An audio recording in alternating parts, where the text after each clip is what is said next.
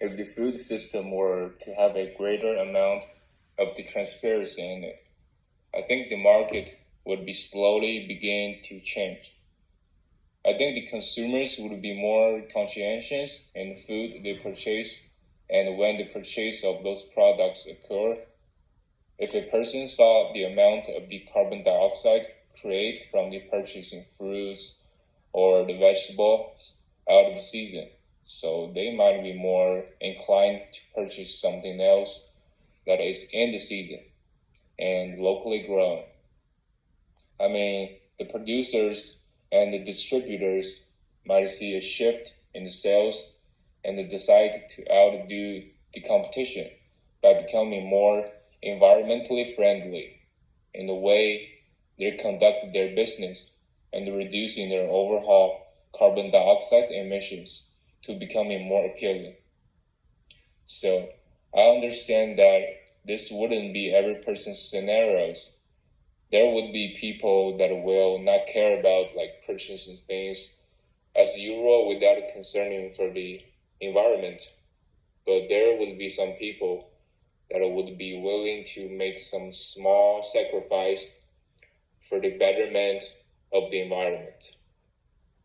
So for me, as an individual, I am willing to be more conscientious about what kind of fruit and the vegetables I purchase. So I will try to make sure that I'm not purchasing something that is shipped here from out of the country. So that means I will try to only buy them when they are in the season. So if they are locally grown and distributed, I will make a conscious decision to support my local farmers over the large corporate companies.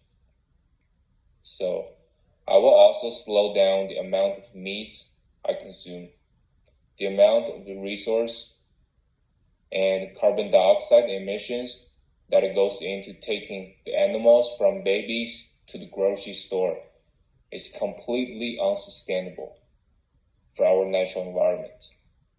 So from making these couple of changes to my lifestyle, the impact of the amount of the carbon dioxide that is produced from my food choice will be reduced.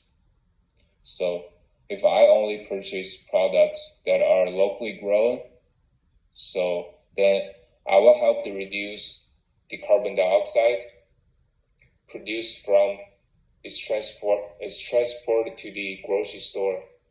So if I were to stop eating so much meat, I would reduce the amount of the commercially grown animals and the amount of the land and the food needed to raise them to the adulthood to be slaughtered.